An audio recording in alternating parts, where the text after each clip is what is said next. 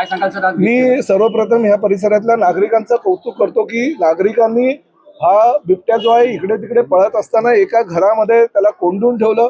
एका 21-22 वर्षाच्या मुलीवर हल्ला करत असताना त्या मुलीला बाहेर काढलं. ती रक्तमामाळ झाली, पण त्या मुलीला ह्याच परिसरातल्या नागरिकांनी बाहेर काढून तिचा जीव वाचवला. त्याबद्दल त्यांचं कौतुक करायला पाहिजे.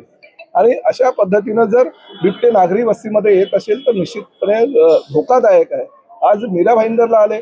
मीरा भाईंदरच्या ह्या म्हणजे तसं बघायला गेलं तर संजय गांधी नॅशनल पार्क हायवेच्या त्या बाजूला ह्या कंजेस्टेड एरिया आहे, नागरी वस्ती आहे ह्या परिसरामध्ये. कारण गाड्या शिरायला सुद्धा जागा नसते. अशा परिसरामध्ये जर बिबटे यायला लागले तर म्हणजे कुठनं आले हा सुद्धा संशोधनाचा विषय आहे.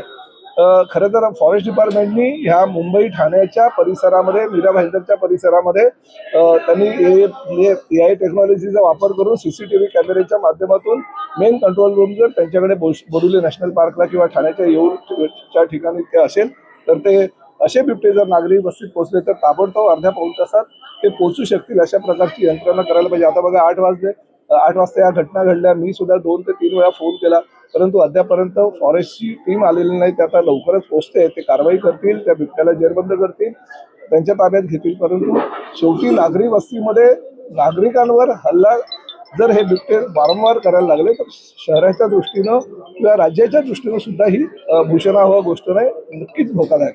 सर, आश्चर्याची गोष्ट म्हणजे अशी आहे, वन विभागाचे अधिकारी आज 2 तास झाले तरी इथं पोहोचले, मात्र तुम्ही इथं घटनास्थळी पोहोचलात, म्हणजे याला काय म्हणायचं? नाही, ठीक आहे. मी वन खात्याचे अधिकारी नोकरदार म्हणून या ठिकाणी येतात. मी लोकप्रतिनिधी येतो.